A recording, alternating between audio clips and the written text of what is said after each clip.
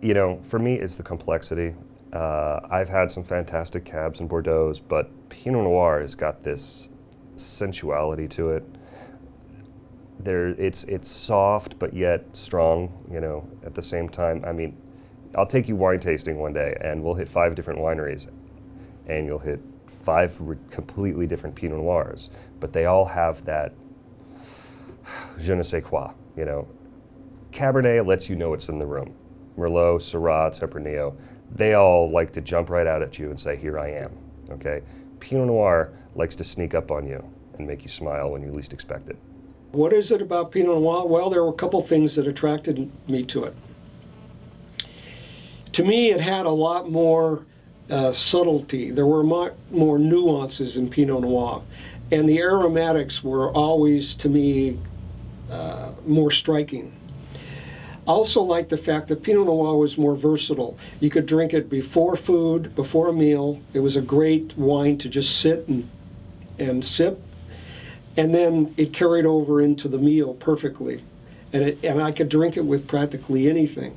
So those were features that really attracted me to it. Pinot Noir is the one that's most often described as having a mushroom and or truffle characteristic to it. That's very, very often used.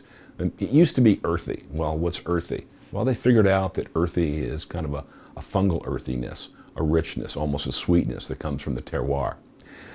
From my perspective, I think it's considered maybe the second best Pinot Noir region in the world outside of Burgundy. I think most people would agree that Burgundy is on its own different level, but they've also had a couple thousand years of trial and error to get their sites dialed in, and we're still just at the beginning. We only have 5 vineyards in the state that are older than 40 years old, so we're really just on the cusp of it happening. But the industry has exploded here. You know, when we started, there were 150 wineries here. Now there's 475 just in the last 10 years. And I think it's pretty much acknowledged amongst people, you know, that are around the wine world on a regular basis that Oregon is a true world-class Pinot Noir wine region, and we're proud and excited of that. They make great Pinot Noir in California too, but it's a different animal. It's a bigger, more powerful, more aggressive, more in-your-face kind of wine, and that's great. That's just one style of Pinot, and I happen to prefer another style, so that's why we're here. I think what people really love about it, coming at it from other parts of the world, is that we have all the vibrancy and all of the bright, exciting fruit of New World Pinot, but we also have this wonderful kind of forest floor and bright acidity that you find in Old World Pinot. So we're kind of the best of the New World and the best of the Old World combined. And that's, I think, what attracts a lot of people to our Pinot Noir. With Pinot Noir, because it grows in the cooler climate of the Willamette Valley here, every year is going to be a bit different. In my 13 years, we've not had 2 that are even close to being the same.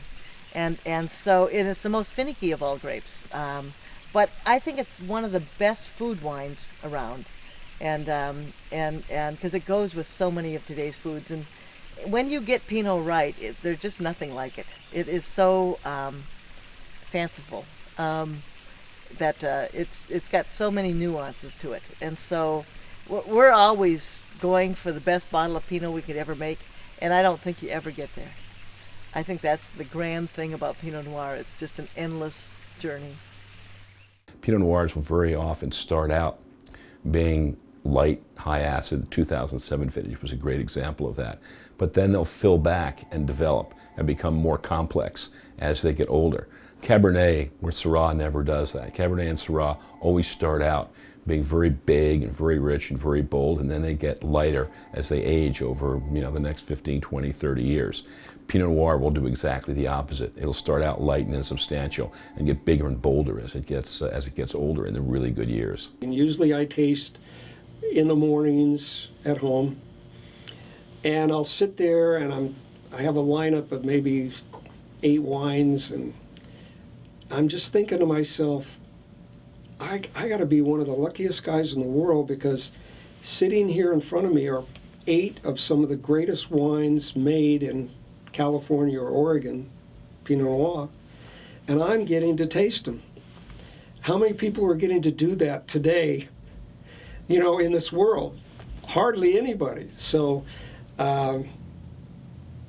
it's really, really a fun hobby and experience. How many Pinot Noirs do you estimate that you have in this? I think the last time I counted was about a month ago, and we were at 553. Yeah, there's some here that you're not going to find anywhere anymore. Where are they right now? I mean, boy, we've got some really old Panther Creeks. Like here's a 92 right here. I actually have a 1991 Panther Creek Beaufrère Vineyard. You know, they haven't been making that for a while. I think our oldest Pinot right now is from 1988. It's an Adelsheim. We've got some really, really deep verticals. I don't know about you, but I love some, Pinot or wine in general with a little age on it. For cash flow reasons, most wineries are selling wine as soon as possible. But in reality, often they're going to take a year or two before they really start to shine, depending on the vintage, obviously. So I like to be able to hold on to things for a good year or so before I start recommending it to our guests. And thankfully, this space allows me to do that.